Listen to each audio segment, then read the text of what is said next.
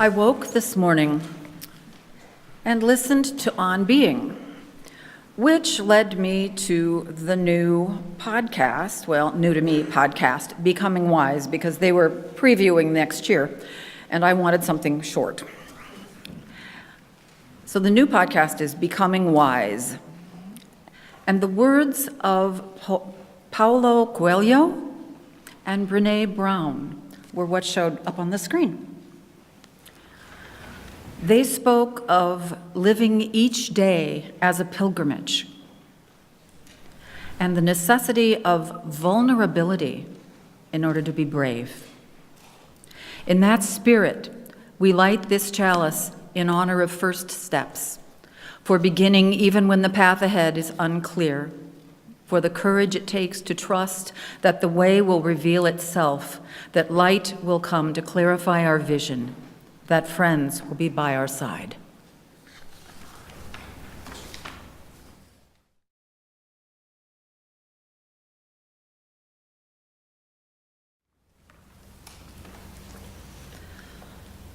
The first reading is Yes, It Hurts by Karen Boye, translated from the Swedish by May Svensson. Yes, it hurts when buds burst.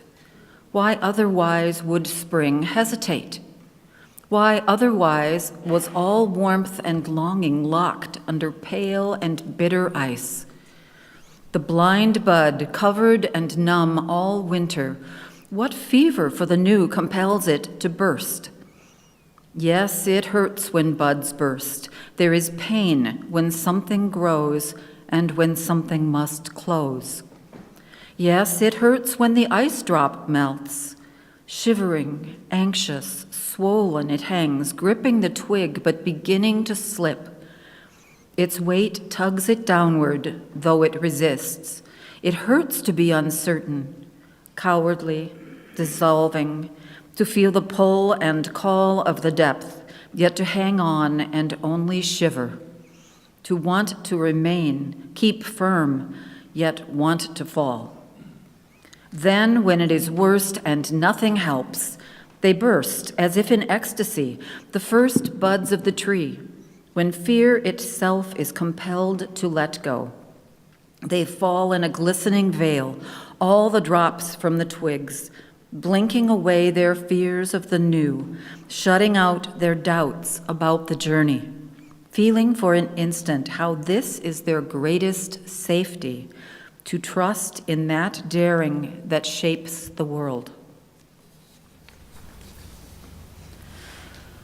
The second reading is Mind by Hope Wabuki. They thought the leaving would be like the banyan tree, rising to spread wide, branches turn down, become root again, grow new life. But there is work that must be done to connect deep and strong inside alien ground. You must speak. You must let yourself be known by these new children in all your glorious, tangled mess of becoming. Your culture also. Burrow down deep in this. Else, for there are always storms coming. Rootless, apart you break.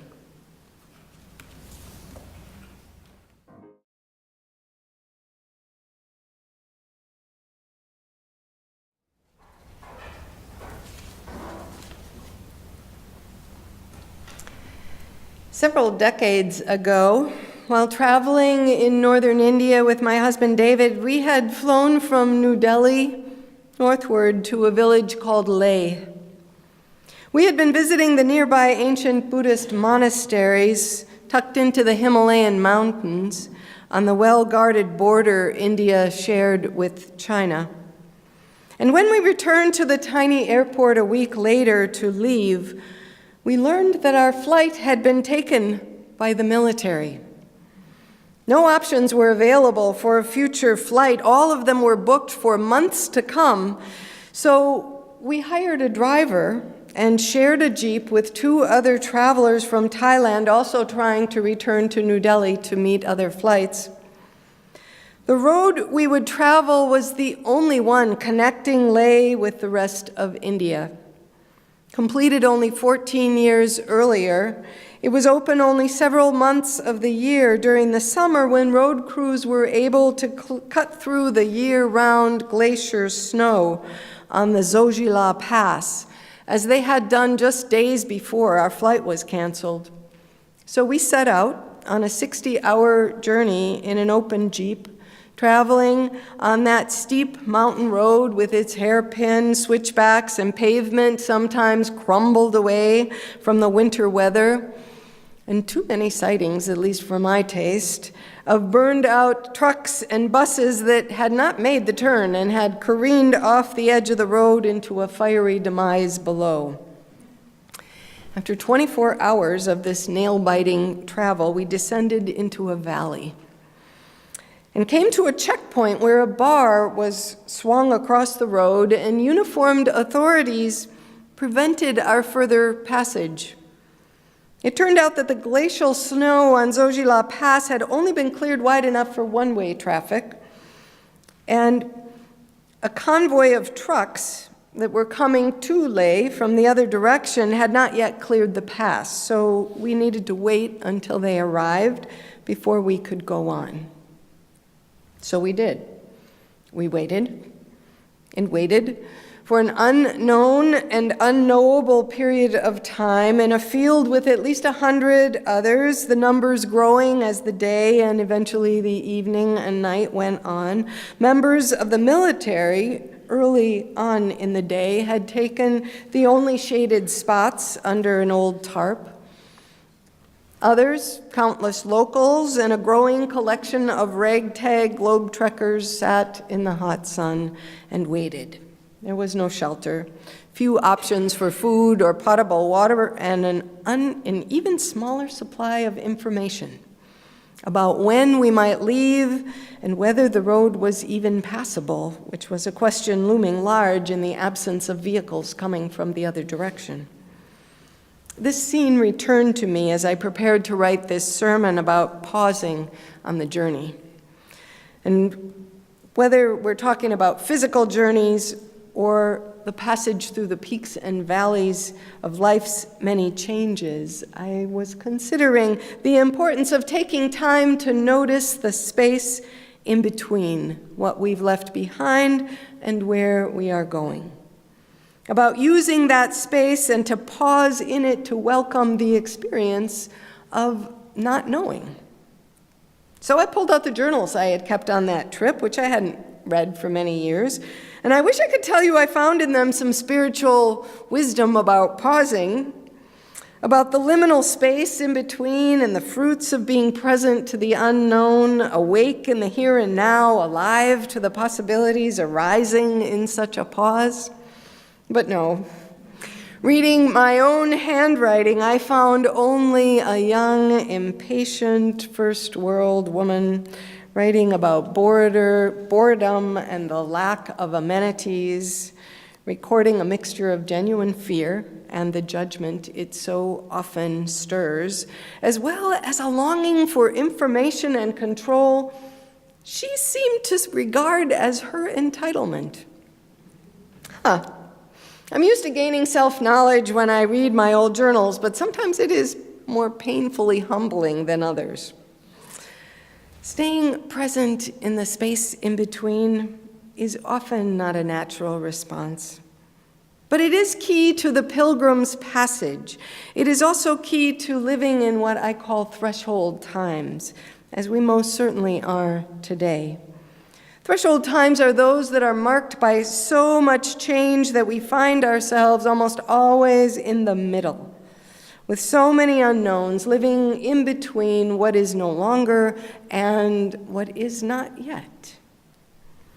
A quick look around offers no shortage of signs that we are worldwide and nationwide in threshold times, marked by more tipping points than we can name, but here are just a few.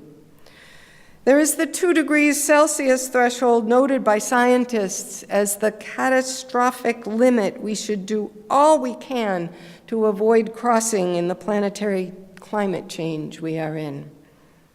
And then there is the threshold we are on in our nation's tragic experience of mounting gun violence, paired with growing intolerance of differences.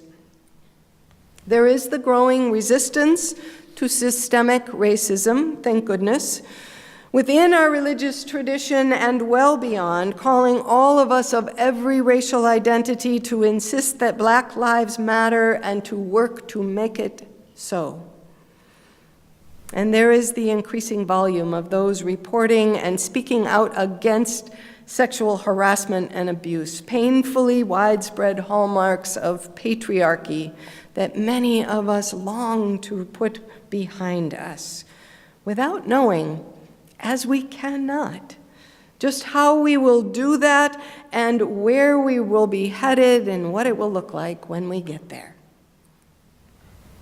For every one of us, friends, these are threshold times. And on top of that, for some of us, they are also times of personal thresholds. We might be living in that space that breaks open between what is no longer and what is not yet when we experience changes in relationships, in work, in health, or in our homes.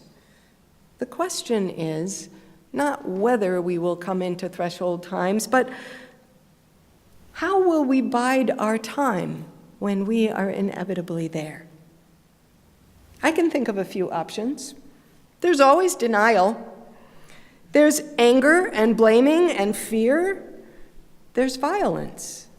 All of these, sadly, are responses we are experiencing and witnessing in abundance these days. And there's also strategic planning. There's organizing. There's the pull yourself up by your bootstraps approach, sometimes also called buck up and move on. There's grief and despair.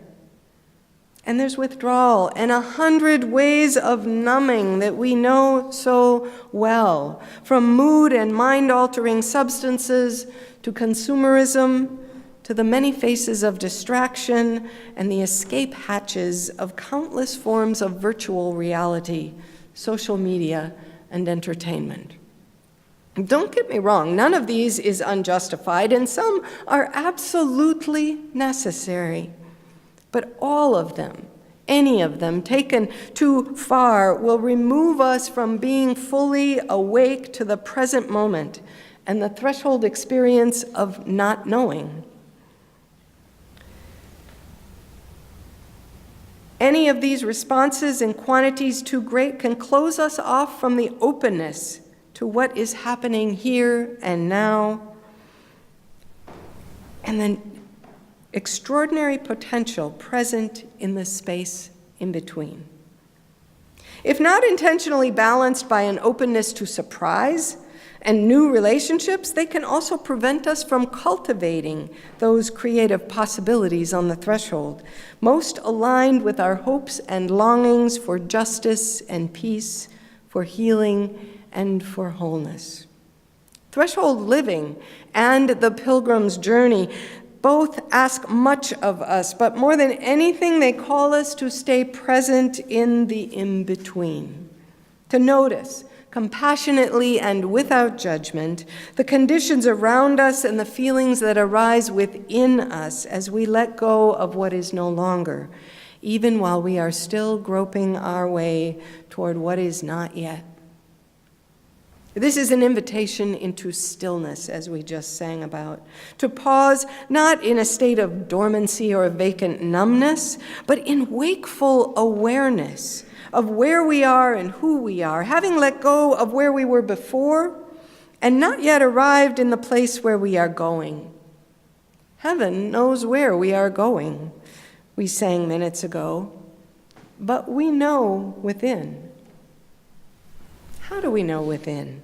By practicing mindfulness, by staying in our bodies, by noticing and welcoming compassionately our suffering and our joy, and the suffering and joy of others, and by trusting this awareness to connect us to a larger wholeness within and beyond our individual circumstances.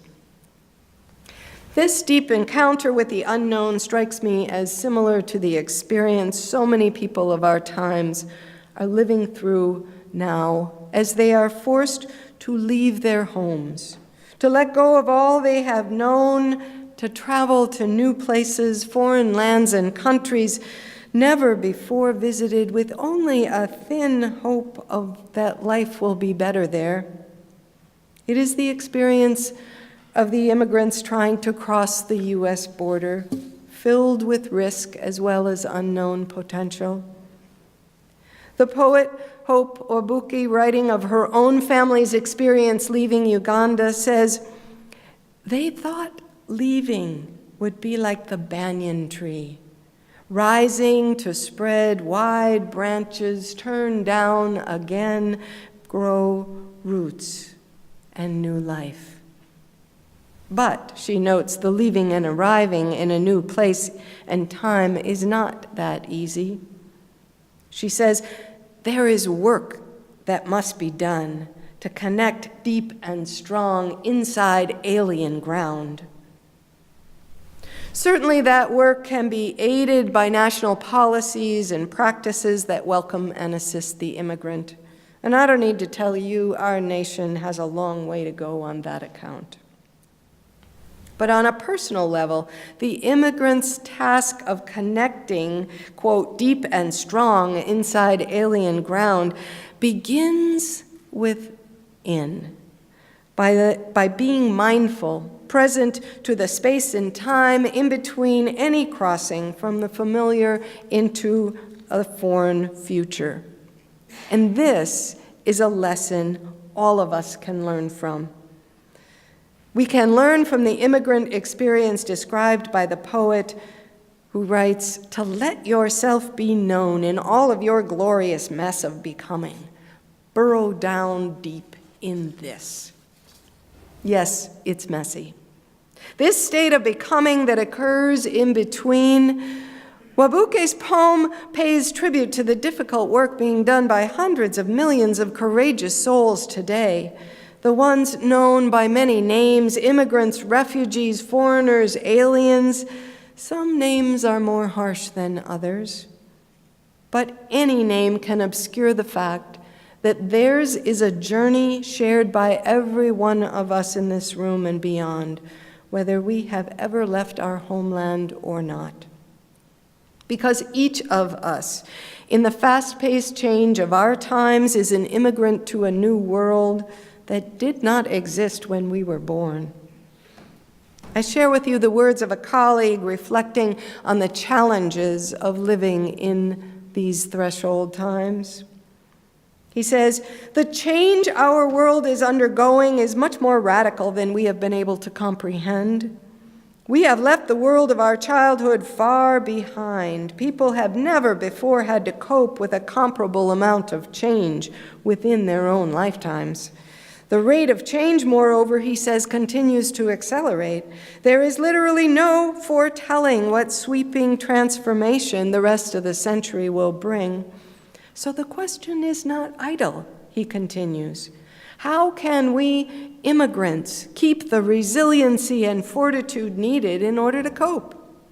How can we unlearn all that needs unlearning because it is no longer relevant?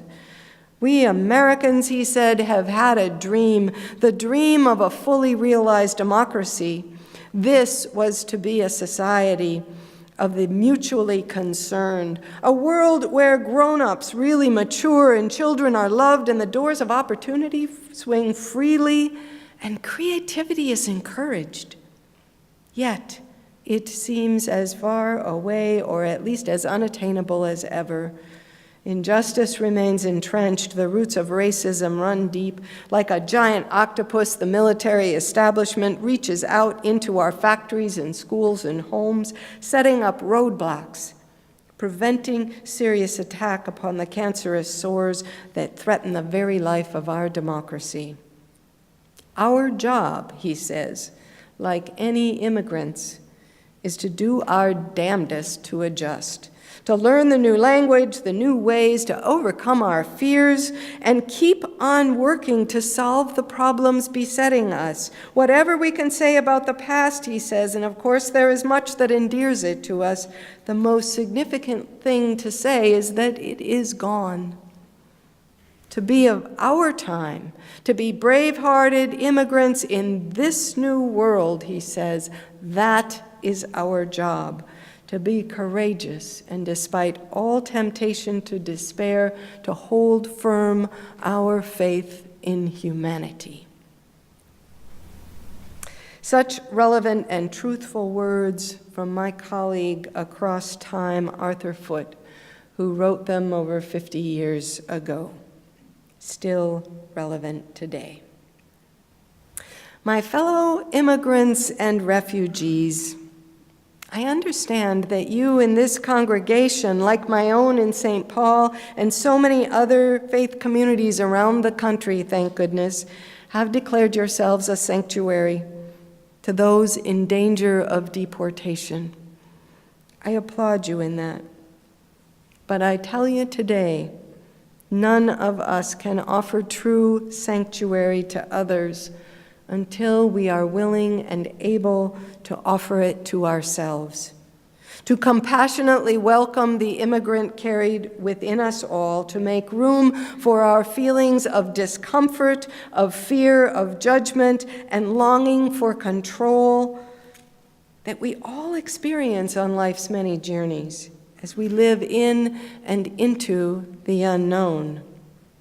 This is what Threshold Times ask of us, the collective ones and the personal ones, to compassionately take the quaking traveler within by the hand, listening to our fears, letting ourselves grieve, and offering our immigrant self this assurance.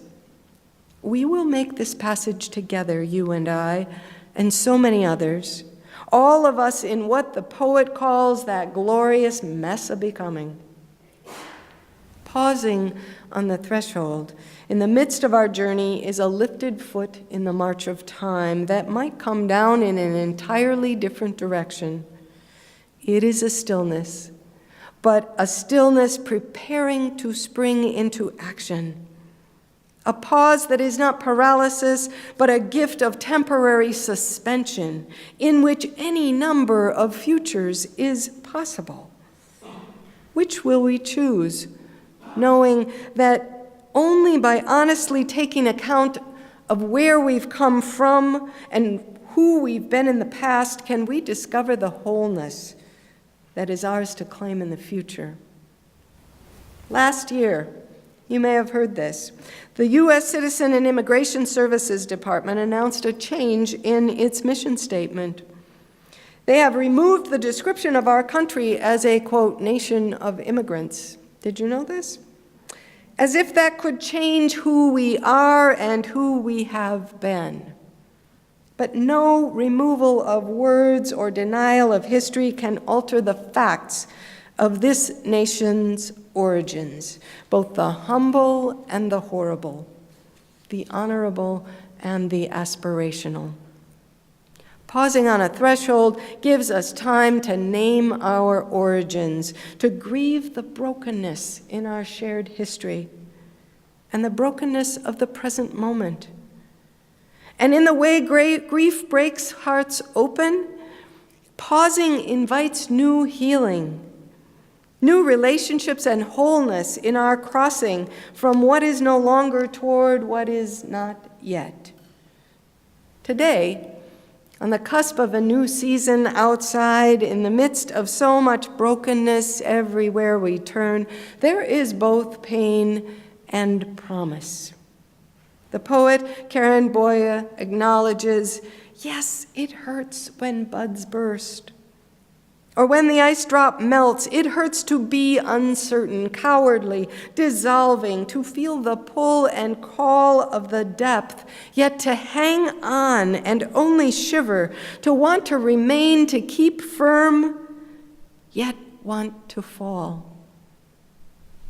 And yet, she says, in that shivering uncertainty we learn, quote, how this is our greatest safety, to trust in that daring that shapes the world.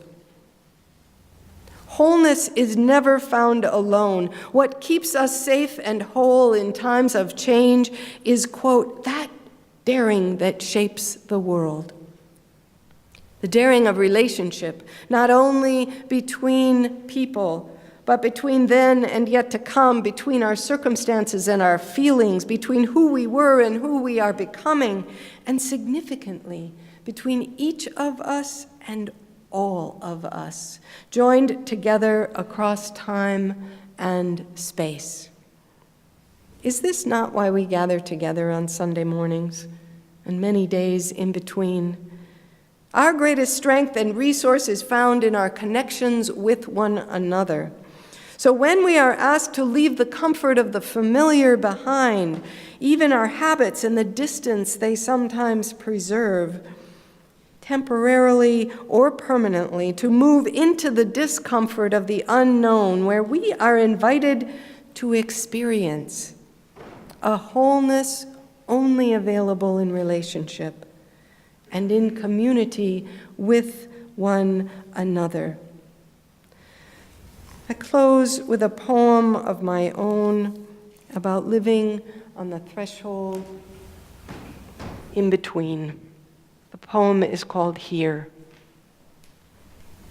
Here, where already you have left behind by choice or by force what you knew, what you maybe cherished, what you might have taken for granted. Here, where not yet do you know where you're going, what it will take, what it will give, how it will change you. Here, you balance on the threshold, you balance on a comma between the no longer and the not yet. Now, may you pause on the cusp in between, breathing in, breathing out.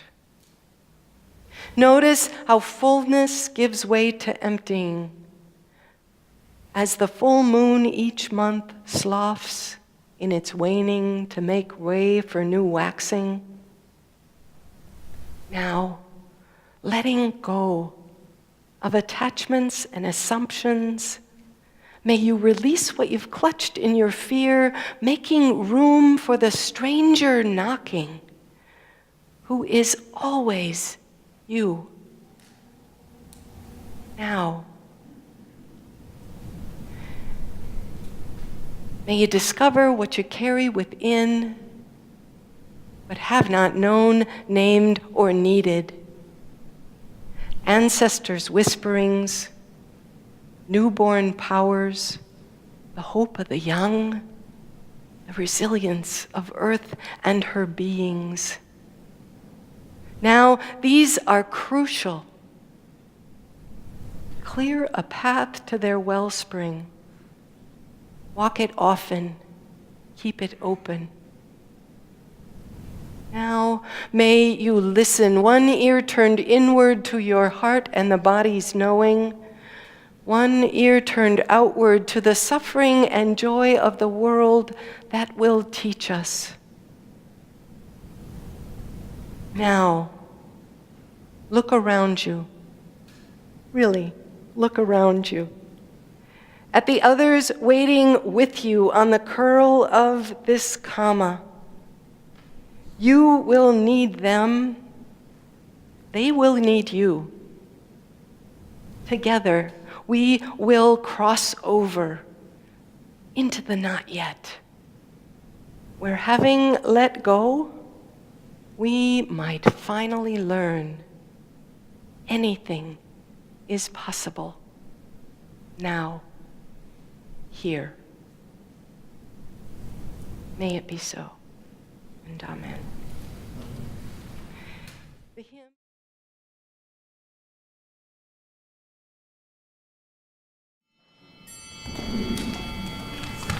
Go ahead, reach out and hold somebody's hand near you. We are in threshold times for sure, on the journey between the no longer and the not yet. May we trust that daring that shapes the world. Dare to be slow. Dare to take your time, be patient and present and in relationship, because only in relationship will we create the justice we seek. Be in relationship with one another, with the immigrant you carry within, and with the immigrants crossing our borders. Blessed be. Go in peace.